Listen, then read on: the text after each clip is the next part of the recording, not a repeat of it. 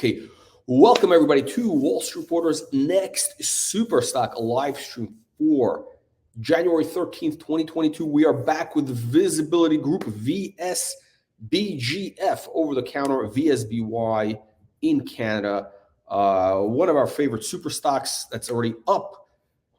Increase from, I don't know, 17 cents to almost $2, pulled back. So there's an opportunity for another bite at the apple.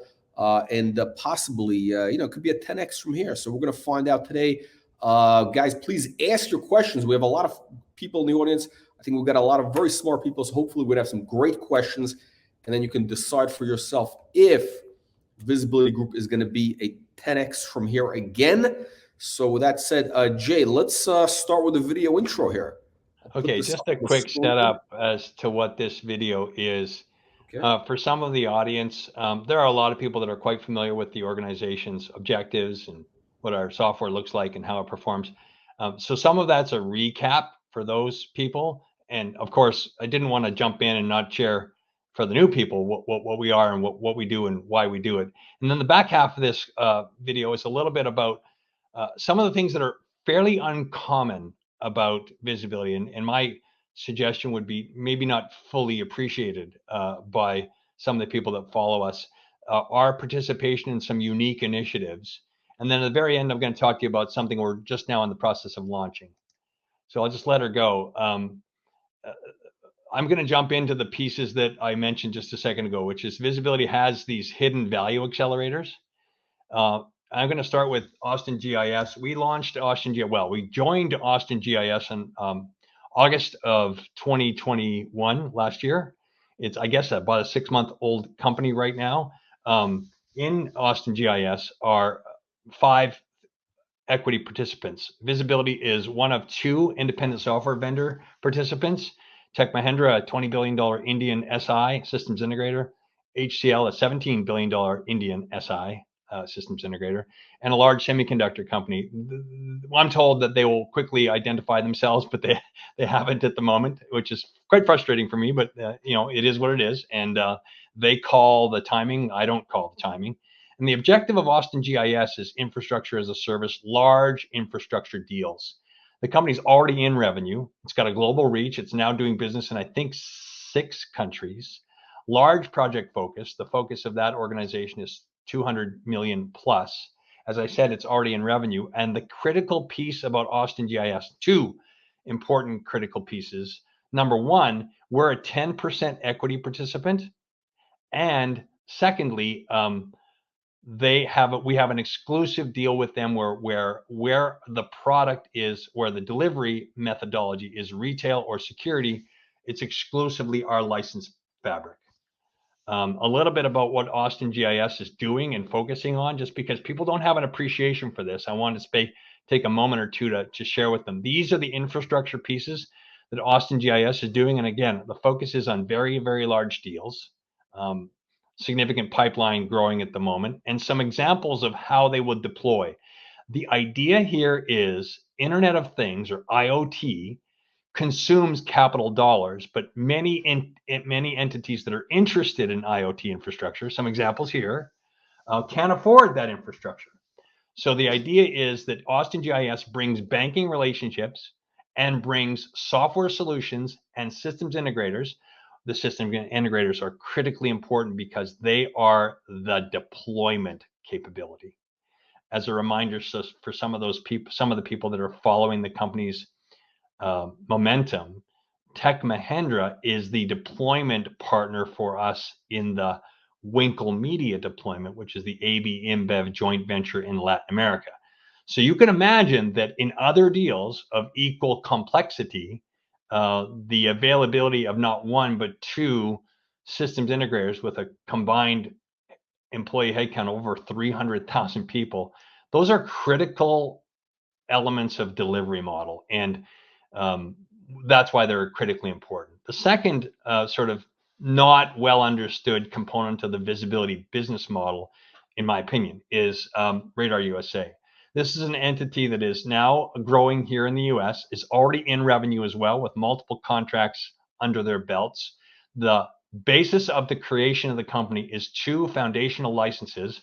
one from our partner in Mexico called Radar App, and the other from us. We're doing the computer vision pieces of it, and they're doing the all the plumbing and infrastructure pieces of it, creating a new company in the USA with focus on homeowners associations, police departments, and mining and solar. And that is projected to be 25 million by the end of 23. VSBLTY is the largest equity participant in that company. And in addition to that, we have a $2 million non-refundable prepaid license that will be paid in the first half of 22. The third sort of accelerator that actually, I'm going to go through some of the components of Radar USA just by refresher for some people. As I mentioned when I began this, that there are some people that really don't appreciate what Radar does. So there's I don't know, maybe it's 2 minutes on what the Radar pieces are. This is computer vision, active and alive in one of our deployments, facial recognition, license plate detection, vehicle classification. These are live, not live feeds. They're live, but recorded. And an example of what we're doing actually now for 3 targeted police departments to start with, one mid-Atlantic, the other East Coast, and the third sort of Midwest, doing both person of interest and weapons detection in the interior of buildings to allow for situational awareness for first responders. Where's the shooter? What kind of weapon does the shooter have? And we're doing things like breadcrumbing, which is identifying not only where the shooter is in real time, informed by cameras deployed in the building, but now, as this slide shows, where the shooter is and then where the shooter was. Teal would be where the shooter was, red would be where the shooter is. And on the bottom, you're seeing what we call the workflow. We see a weapons detection alert. It goes to a dashboard. Think of a real-time crime center or a 911 center. Security assesses it, validates it, human in the loop. This has a lot to do with eliminating liability. So we don't want the robots to make the decision. We want people to make the decision. And then the police arrive based upon a workflow that might include a building lockdown. This happens for the purposes of interior protection. And now, as we'll describe in the next 15, 20 seconds, in exterior detection as well. The DNA of an active shooter in the US has a lot to do with weapons brandished prior to entering the building. So if we could turn the exterior cameras, many of which exist already, into not only doing CCTV, but also looking for weapons, we could tangibly impact building safety. So the idea is connecting a weapon detected to a human validation and a workflow in seconds, not minutes, to create benefit. So moving forward, the third one, which is Winkel Media. I'm not sure how common or aware people are to the name of that company, but that's the name of the joint venture in Mexico City that it's AB InBev, Retalligent, which is our local partner in Mexico City, and VSBLTY. Components of that deal. VSBLTY gets licensing revenue as well as 33% of the media value. The media value is projected to be 250 million per annum by the end of year 4. That's a consequence of between 45 and 50,000 stores. And independently at run rate, by the end of that 4th year, 10 million in annual license revenue. And we're also right now underway with AB InBev and Winkel on 2 additional collaborations that are using computer vision for other uniquely valuable outcomes in retail. So that's brand new IP. And the last component of this deal that most people don't appreciate is the option that AB InBev has to buy roughly a 10% ownership position in VSBLTY for $14 million. So I wanted to highlight those because I think that they're sort of not well appreciated. And this is how we position ourselves as a growth company, not just with respect to our own organic business, but also our participation in other initiatives. This is the soft launch that I was referring to. And after this, I'm done, Jack, just as a preamble. National Retail Federation event, which is the largest gathering of retail participants annually, was meant to have happened in New York City this coming week. It's still going to happen, but like CES, it's going to be a shadow of what it was intended to be. And our participation is finally announcing a consortium that we've developed over the last several months. That consortium is led by Intel, WPP, and VSBLTY.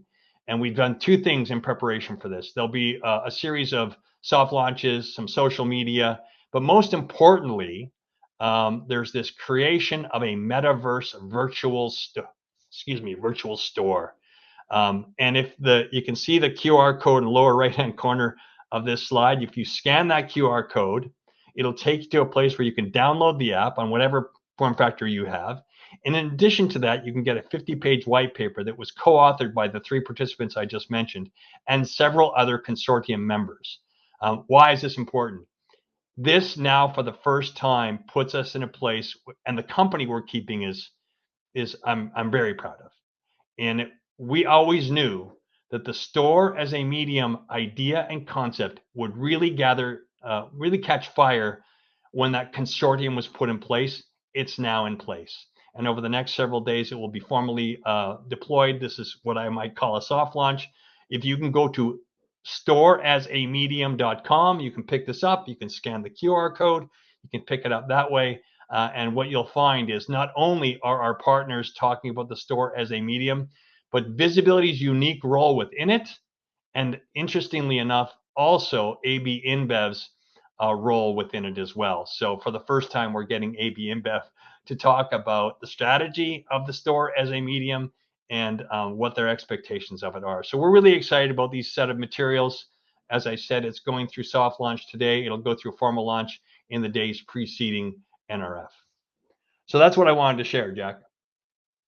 Okay, let's get back. Okay, so Jay, let's get into some questions. So I just want to touch on the Austin GIS, which I think this is something you've been kind of hinting at for the last couple of months. It's a lot of people are wondering what this is. To me, it seems almost like now you actually showed on a slide like some of the things. I would call it almost like they're offering a smart cities in a box solution. Would that be fair to say?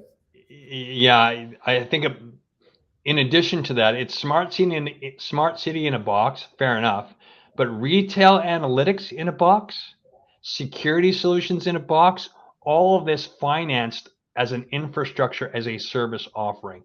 And I think that last piece is important because the barrier to entry for municipalities that want to engage in this and take their city to the next level, the barrier to entry is usually access to capital. So if we can eliminate that, or at least mitigate it, turn into an operating expense and turn into a 5, 10, 15, 20-year contract, it becomes more reachable for many of these municipalities. And that's the hypothesis of Austin GIS. Okay, so it's like a SaaS model for the cities. So that way, basically, everything. The hardware, the software, the services, the day 2 management and support, the deployment and installation activities, all of that under a SaaS model. Okay, so this is basically essentially a city. It makes it almost hard to say no. I mean, you're making them an offer they can't refuse. I mean, they're going to have this tremendous opportunity where they can, increase revenues, for the city, right? Whatever different fees, reduce potential crime, increase convenience, all the different, and we can go through all the different aspects of the different services. You're providing kind of the AI analytics aspect for the camera, which is kind of the key ingredient for a lot of it. And we've talked about, and all the city has to do is essentially sign the contract, and this thing goes to work immediately. So they've really. This is why it's so compelling. It is not just new revenue, but it's efficiencies and the ability to turn city services into AI complemented or supported services, which is very important to cities. In addition to that, just as a quick reminder, the plan that was approved by Congress in the USA included $65 billion for exactly these types of services. So part of what Austin GIS is doing is building a support capability to help municipalities understand how to access those funds, because it's never clear. It's always difficult to navigate. So that's part of it. But just as a quick closing comment on Austin GIS, the scope is global, right? We're already talking to entities, not just cities, but enterprises on a global basis. So it's interesting, and you gave one example of a small use case not exactly like this, but like for example, in Mexico City, like in a certain area where a mayor installed just your kind of the security function of what VSB does, which allows them to track. I think are cars left what is it called, abandoned, or is there whatever is it, all different stuff, and it really transformed, I guess, quality of life there. Yeah, absolutely. And so if you look at Mexico and you try to put that in the box that is Austin GIS, just to sort of close on that, is you could either spend many millions of dollars in capital dollars to equip 45, 50,000 stores, or you could sign a 5 to 7 year contract with someone like Austin GIS, and what you're paying now for is activated stores on a month-to-month basis in light of those stores creating advertising revenue. So now you've actually got an economic model that pencils. So you're spending X, you're making Y. And as long as Y is more than X, you've got an economic model that's scalable and workable. And that's precisely what we're doing in Mexico City with Austin, well, with AB InBev across Latin America with AGIS. On the security side, you're exactly right. It's improving city services, adding to the security envelope, increasing and measuring security sentiment. So all of that is enormously impacted by the stuff that we're putting in place with Radar App and with Austin GIS in Mexico. Okay, yeah, I mean, on that slide, there was like a lot of really interesting features. Each of these, addresses a massive opportunity, and again, it seems like a no-brainer for a city to deploy this, because they don't have to. A city, a private enterprise, a large developer, multi-building, university, schools, hospital. Those are the target markets. It's not just limited to municipalities. Okay, let's get to some audience questions. And again, you have 10% of Austin GIS. That potentially could be a $50 billion business. Well, the players, valuation wise, I mean, all you need to look at, in my opinion, and again, I give you the perspective of a small cap CEO. The reason we made this investment decision, which cost us $1 million, is it secures our position, and we get a right of first refusal on all business that touches computer vision. So that's a great decision, just good commercial decision. On the investment side, we're side by side with an equal voice to 3 companies whose market cap exceeds $20 billion. And for us to be in that company, just exposes us to deals we would never be able to touch otherwise. So that's the validation. Okay, let's get to some audience questions. We got a bunch of things coming. Okay, so Samantha saying, Jay, congrats on the hard work and progress. Can you speak on the following? Security in U.S. schools, government and other cities similar to the Mexico deal. And can you speak where the run rate is currently? Where's revenue? 3 questions. Wow, yeah, I can't speak in detail to the annual ARR or the run rate of 21, because we're closing the books now. I can speak in generalities. We're very pleased with a record year, and on top of what we expected to do in Q1, Q2, Q3, Q4, our minimum expectation was doubling revenues every quarter, and I think we managed to achieve that in 21, and in the fourth quarter significantly achieved that. So the idea here is that we're in the middle of an inflection, right? As software as a service, as I've said to you many times, has this sort of non-linear growth rate. 1 goes to 2, goes to 4, goes to 8, etc. And we're experiencing that right now. And most importantly, we're experiencing that within the marketplaces that we address are themselves inflecting in the same fashion. So we're inflecting within categories that are inflecting. So it's kind of a good position. So in terms of guidance for 22, which I haven't delivered yet, the guidance I gave for 21, I think will be close. Certainly on the bookings basis, and guidance was 15 to 20 million. We'll have done that, I think, for 21, and we'll be very close, if not over, for the revenue guidance. And then for 22, which was for 22, the revenue guidance hasn't been provided yet, but the bookings guidance is probably going to be double that of 21. So I'm delighted with how we closed 21, and more interested and delighted by some of the things we have underway at the moment. Okay. Do you think you can do 50 million? You can hit 50 million bookings in this year, 22? We'd require a couple of longer term deals to make that happen. And the reason why I say that is there's a couple of deals in flight at the moment that were they 5 to 7 years, then the booking would be a manifestation of that term. And that would be the way we would make that kind of number. And there's a couple that are possible in that regard, right? Austin GIS has long-term deals. That's the basis of their business. So almost nothing we do with them is going to be a 2 or 3 year deal. It'll be a longer-term deal, which I would argue will manifestly impact the overall market cap of the company, because that long-term deal is basically more or less in the bag money. So it's an annuity. It's an annuity. Yeah. It's like I mean, basically, it turns you into a blue chip stock. Really, it's sort of like a.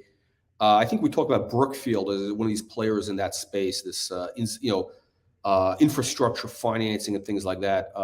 So essentially, well, I want to remind the audience to work we did and announced in late last year with Milan Innovation District, which is a very interesting urban regeneration project run and managed by Lend-Lease.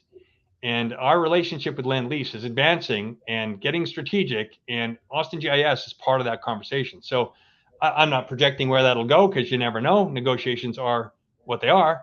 But that's the kind of thing that would really impact us in a very positive way. Multiple visibility-based activation types over a long-term contract.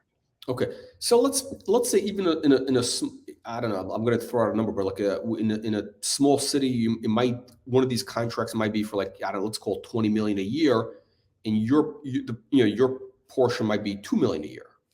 Possible? That's possible, sure. Yeah. Okay, and then you multiply that by how many cities are there on the planet that are in need of increasing revenues for the city. I don't want to be a broken record, but don't limit your thinking to just cities, because universities are little cithis. Oh, right. Enterprises, yeah. Business parks. I mean, the Apple Center in where are they in wherever it's a city basically. So yeah, we're talking about massive opportunity. Okay. Okay, so in theory, the stock could hit $1 billion valuation in the next 12 months, just based on kind of where you're going with bookings plus the catalysts, the upside with these three different aspects between Austin GIS, what do you call it, the radar, and of course Winkel, which we know of as the disco coolers, store as media in Latin America, expanding to the US. Let's get to next question here. Jeremy saying, Jay, you mentioned other large retailers like Walmart are creating their own store as media. Have you approached them to see if they would rather go with the experts in the field? I'm not sure how I deftly answer this question. There are multiple retailers in the USA and elsewhere that have created their own media companies, but they suffer the following limitation. If you're Walmart and you're going to Procter & Gamble, the only thing you're able to represent in terms of media spaces is Walmart. But Procter & Gamble wants to buy everybody. They don't want to buy just Walmart, because that limits the reach to it's a pretty good reach. That's the truth, but it is still limited. So Walmart, in their desire to build media, will be extending opportunities to folks like us that will help them activate that media in retail and expand their horizons beyond their own walls. So for example, I have to be cryptic, but there's an initiative right now with Walmart and with Target around a brand new product that's coming to market. That company has approached us to help them create digital activation, and together we walk in with that company to that retailer, and we broaden the scope of their reach within that retailer. And that would be the type of way we would engage with a Walmart or a Target or one of the big established players that have developed their own media company. So the fact that they've developed their own media company is more of a validation of the store as a media channel than it is a barrier to entry. So I noticed when you answered the question, you said how you could deftly answer the question. Does that mean like Are you in talks with Walmart? Is there a partnership? Is there something happening with Walmart where you want to be? I'm not trying to be stealthy. There's never a time when we're not in talks with Walmart. Either that's directly with Walmart about activations in the various countries. Remember, we're fairly deep in Latin America. Walmart has significant presence in Latin America, just as an example. And we've already gone through multiple pilots with Latin America Walmart, right? And I'm not going to speak about the conversion to production because that would be a little bit of front running. But we are very actively engaged with Walmart, both in terms of deployment in store and by having been walked into Walmart by brands with whom Walmart has an existing relationship.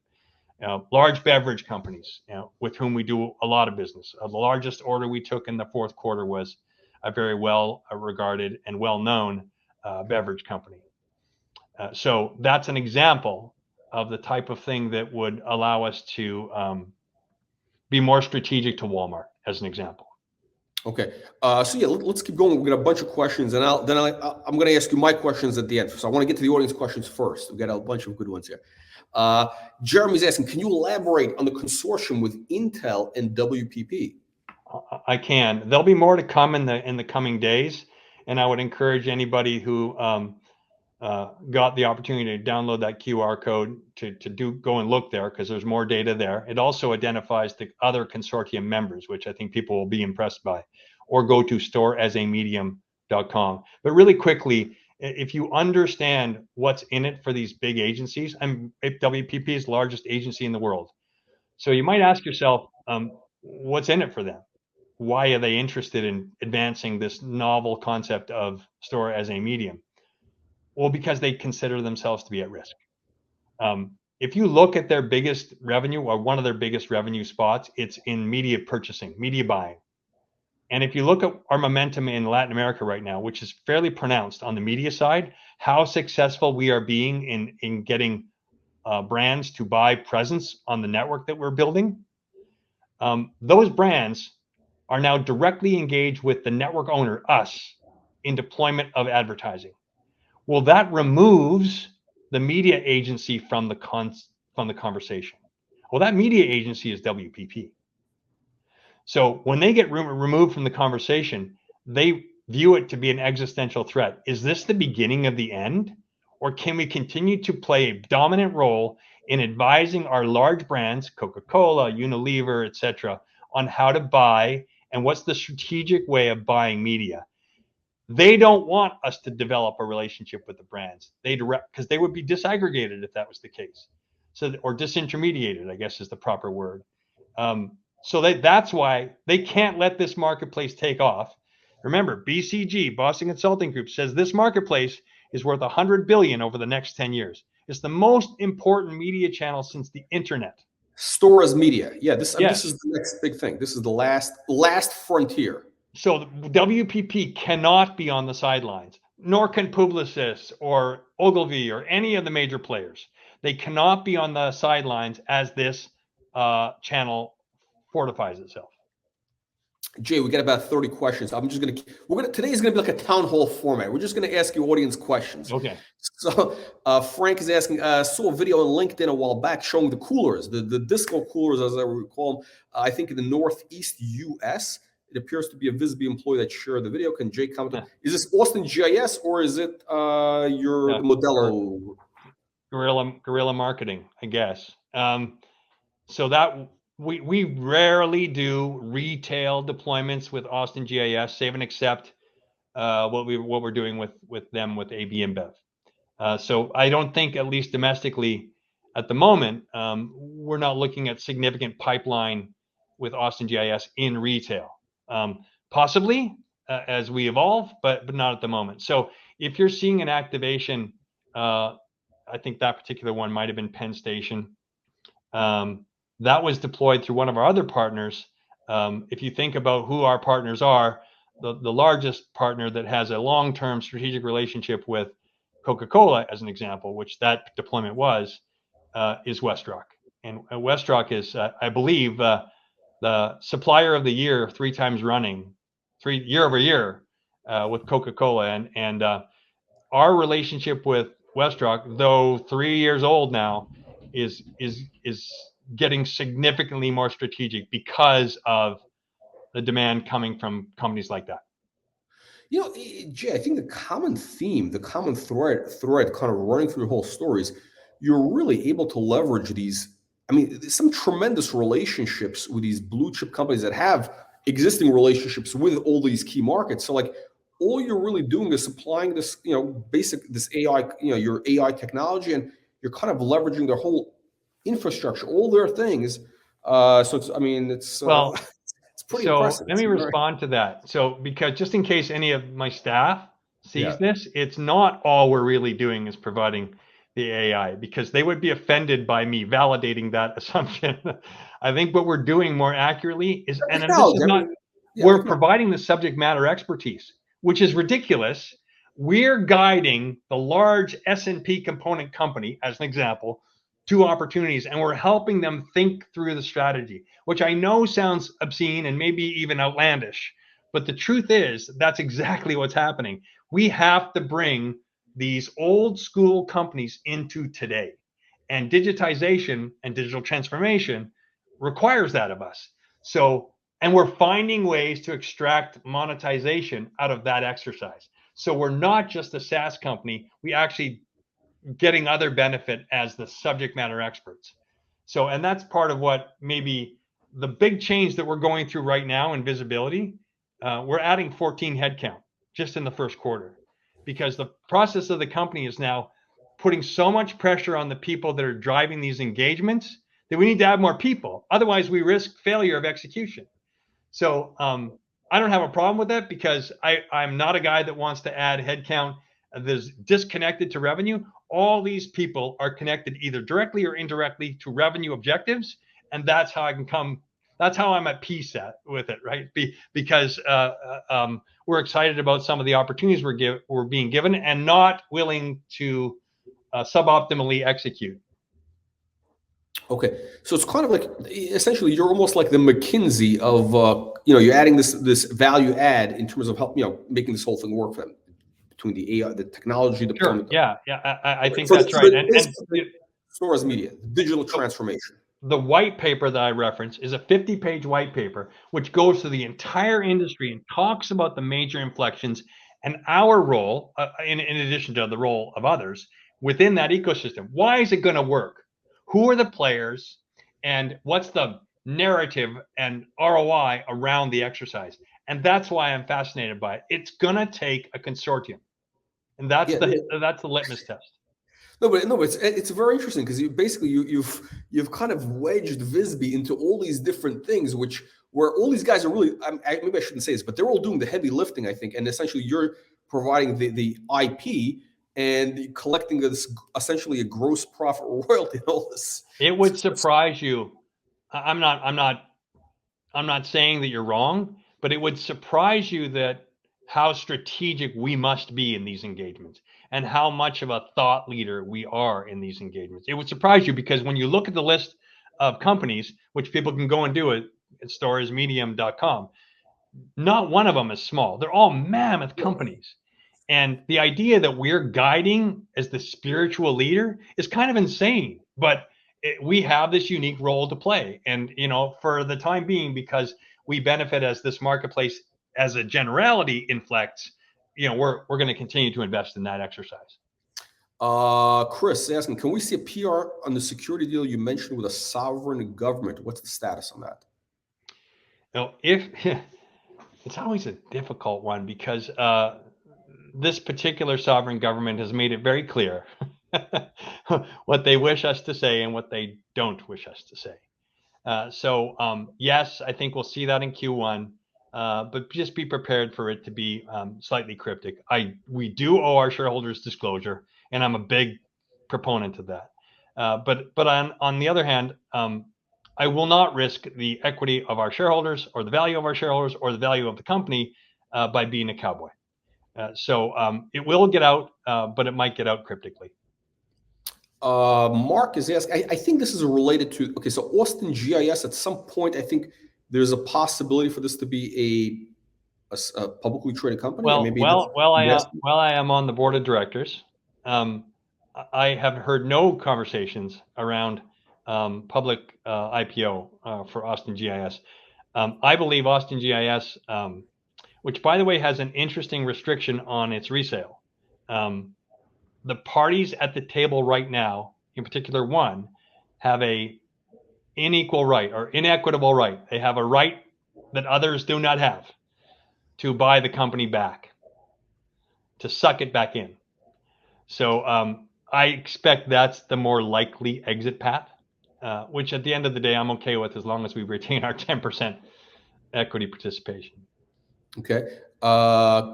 Chris is asking, what are the main catalysts for the next 60 days? Wow, this is the great question. Next 60 days. I would say, please pay attention to the subtleties and the relationships that we're crafting around this store as a medium, because I think it's really important to the company.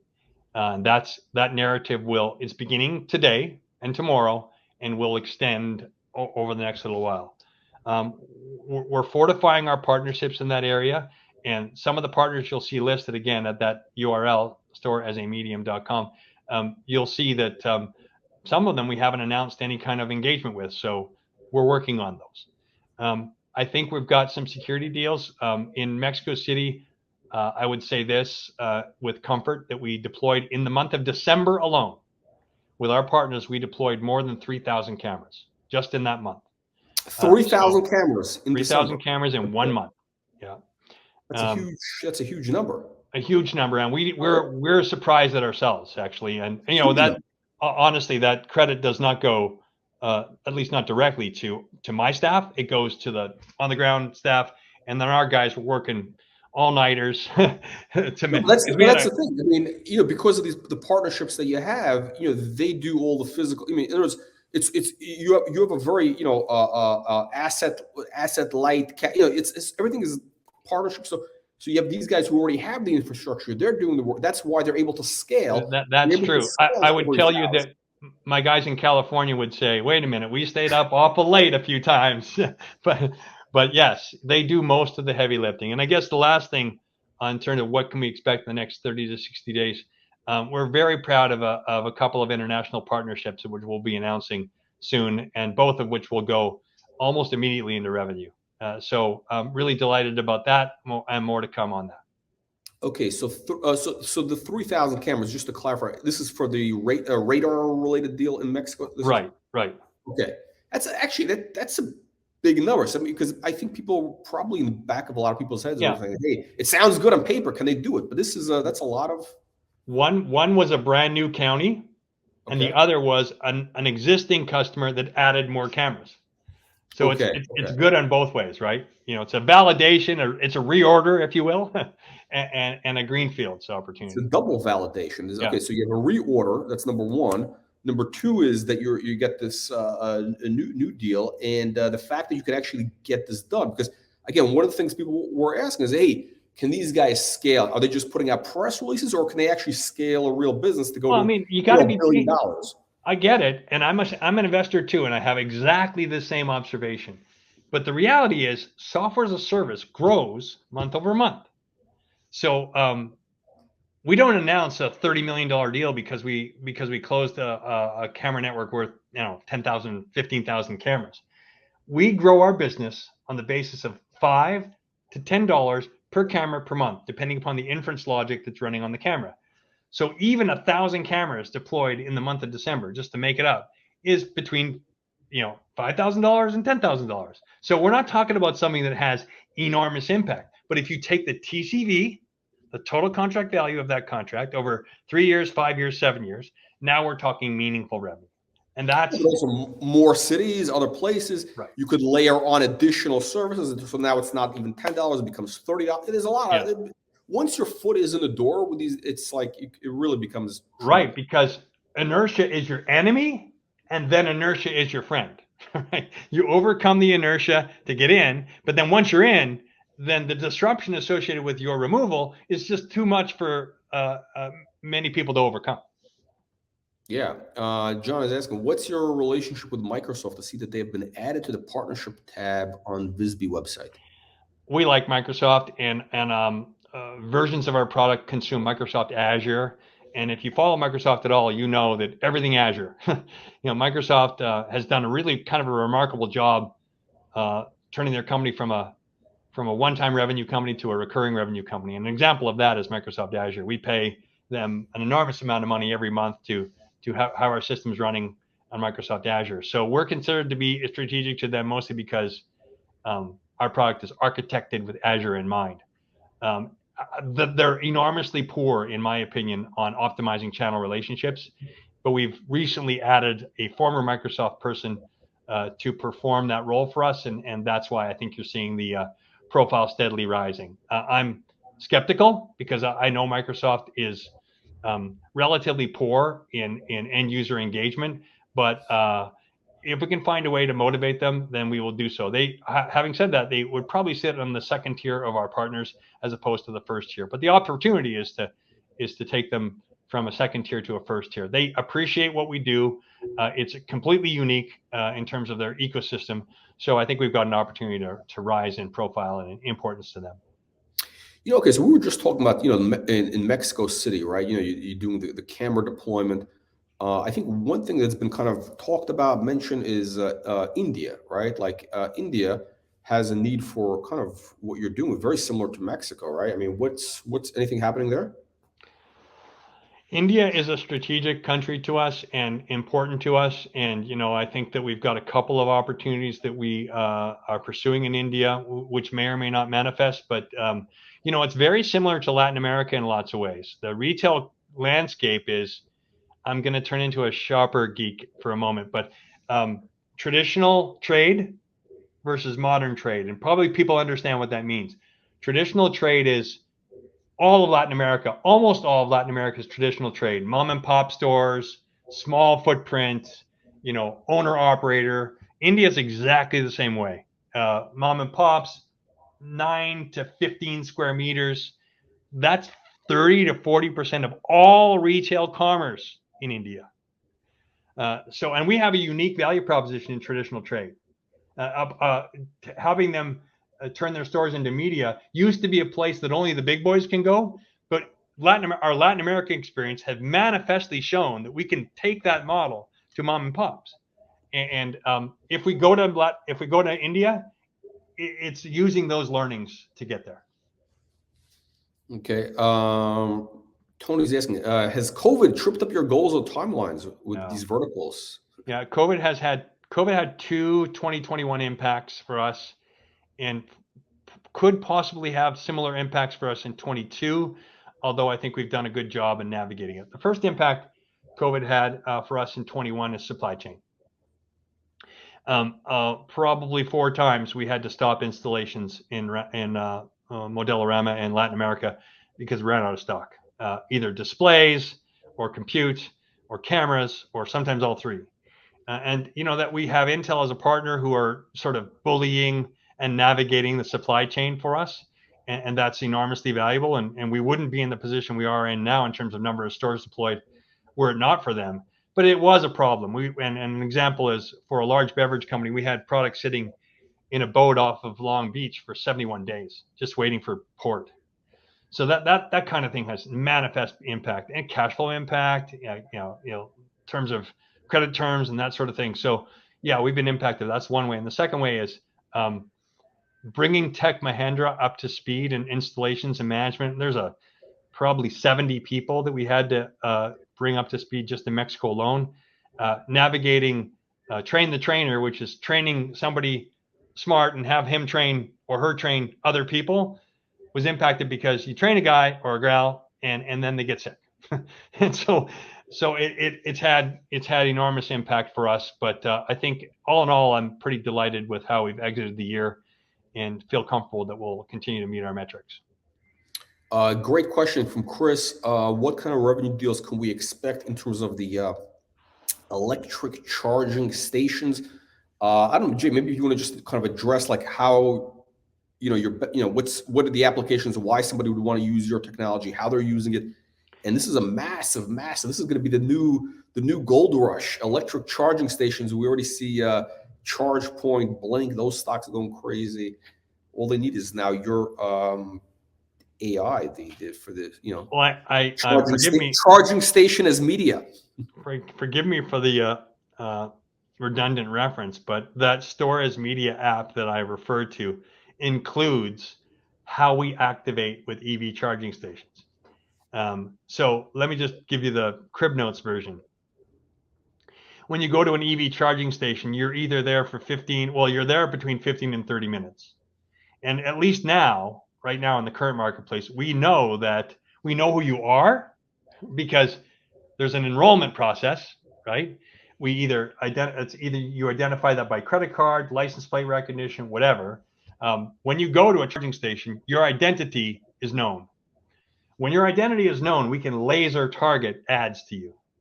So our proposition in the EV charging station, and it's mostly represented by our first deal with EOS, where they're doing 500 and some odd charging stations in the city of Atlanta, which has just gotten underway this month, delayed because of COVID and because of municipal approvals and just a bunch of junk you got to navigate when you're doing EV. But the business proposition is Jack's going to sit there and charging his Tesla or his Volt or whatever, and he's going to sit there for a minimum of 15 minutes. Well, we have the opportunity to drive personalized advertising to him at that moment. So who's going to buy that? Well, everybody's going to buy that, because all the brands on the planet want a personalized approach to their customers.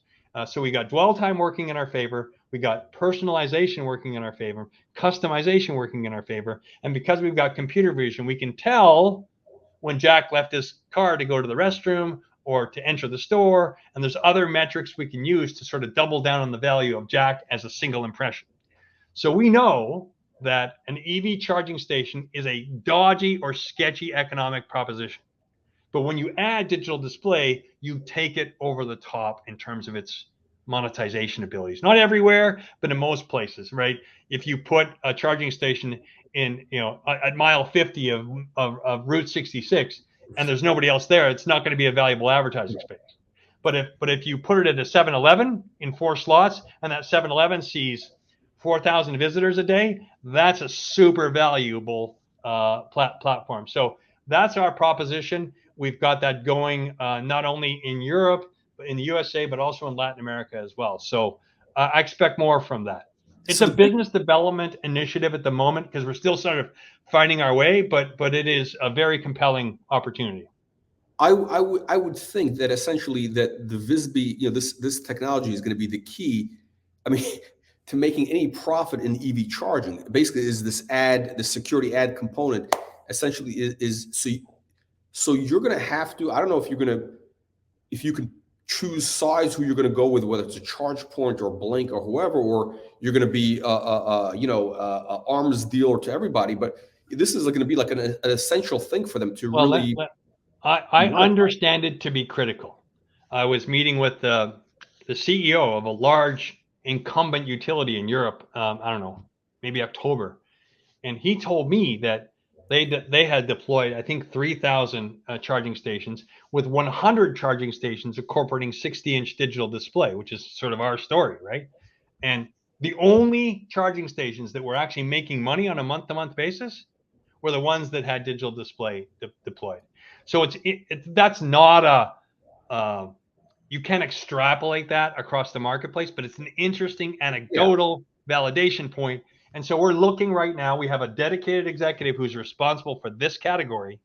We're looking for increasing validation. And again, if you look at what Austin GIS is bringing to the table, you could see that combined with Austin GIS, we could take an economic value proposition to a large EV infrastructure company saying something like, we'll pay for all the digital display upgrade, and we'll secure the bulk of the media revenue associated with it, and we will use Austin GIS financing to get there.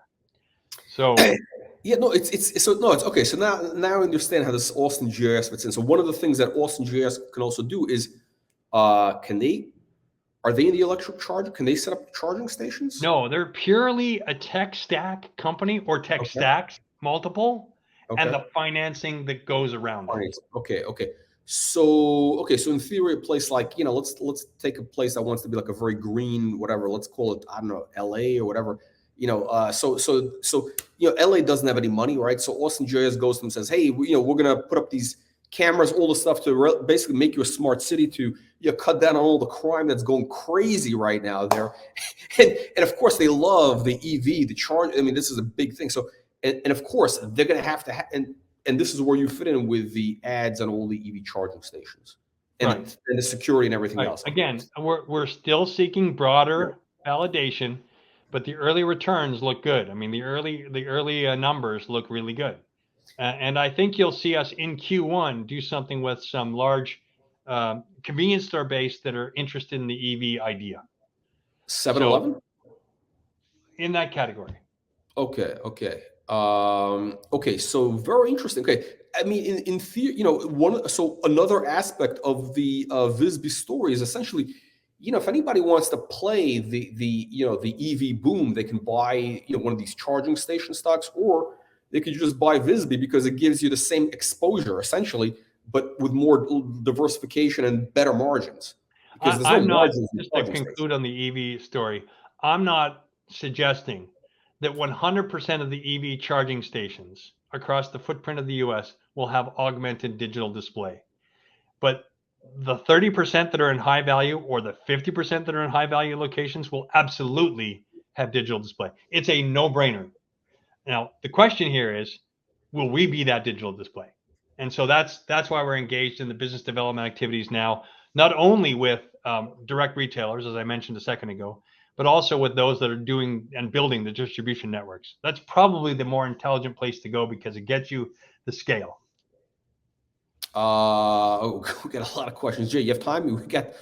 I think we got like 40 more questions. Huh?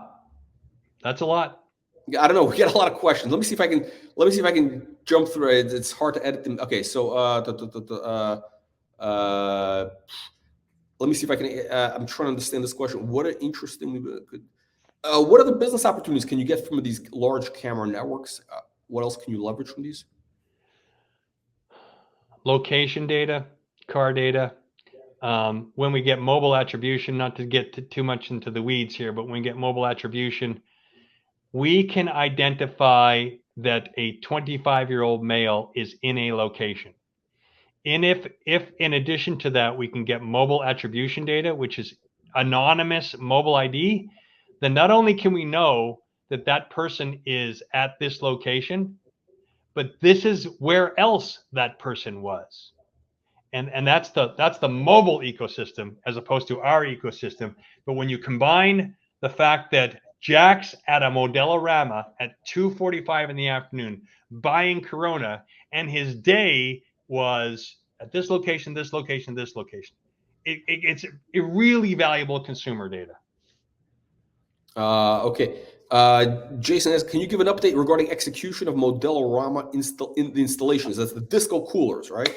Yeah, no, these are not coolers. They are the displays that are part of, even that video that I run with so it's the display at the end of that video. That's the principal deployment modality. There are pilot coolers in Mexico, but they're only in pilot at the moment. Okay. So our deployments, we're happy with the deployments. AB InBev is very concerned about strategic followers. And they want to get enough of this is a traditional trade deployment. And by that, I mean, think of it as old school display or trade as opposed to modern trade. And they want to get enough of an edge on competitors so that they can't quickly emulate. So they basically muzzled us with respect to talking about the cadence. However, by the time we file our 2021, the cadence will be obvious. I'm overall happy with it. I'm not entirely happy with some of the supply chain challenges, but I'm also delighted that our speed starting this year and only the 14 or 15 days is up quite a bit. Our objective is to get to 200 installations per week. We hit that briefly in late November until we hit to supply issues, and then we hit it briefly last week. And then I expect that as we reach that and sustain that, we're going to be back to a place where we're happy. Okay.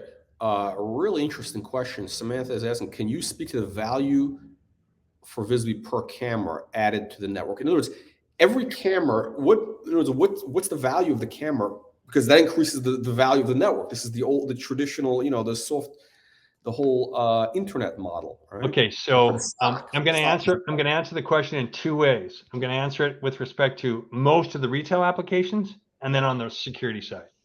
On the retail side, we license a camera, depending upon the deal, between $5 and $10, actually as much as $12 per month per camera. That's the retail side. And the reason why there's a range is sometimes we have media participation and sometimes we don't.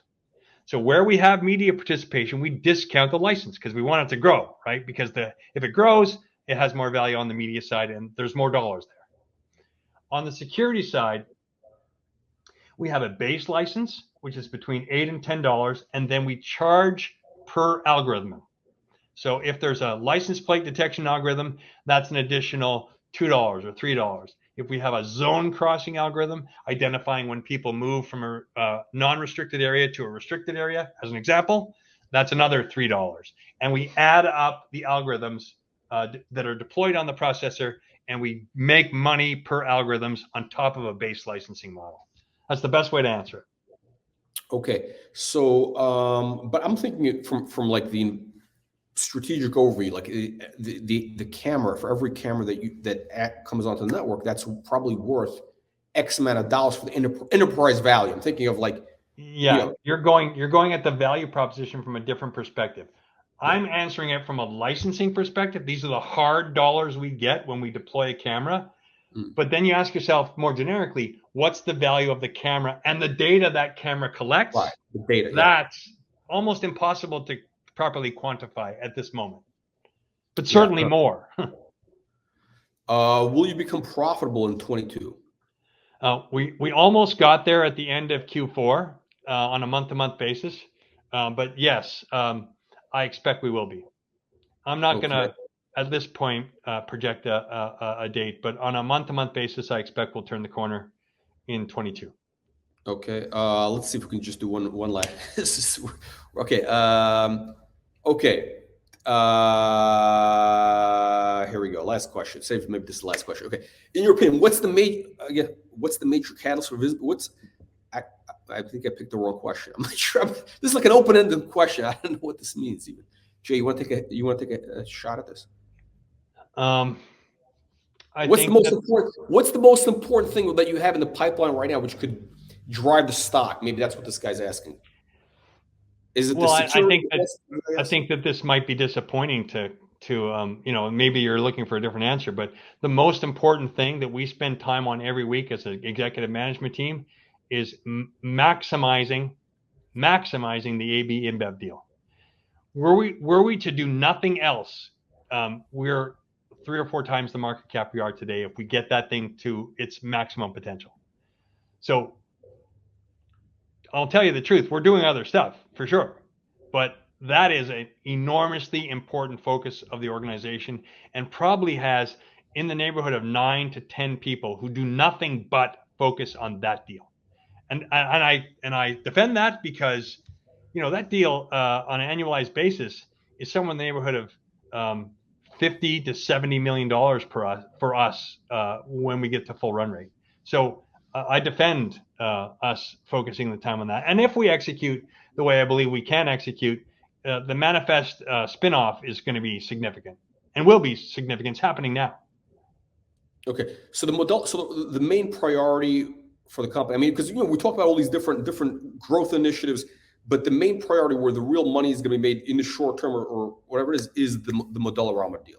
Yes, not just because of the contract we signed and the support and the detail that I've shared on that contract, but we've actually got 2 more development initiatives inside of AB InBev that we're working on to add more capabilities to that exact same network. So, we're talking about a company and a partnership that is going to continue to pay dividends for us for 5 to 7 years.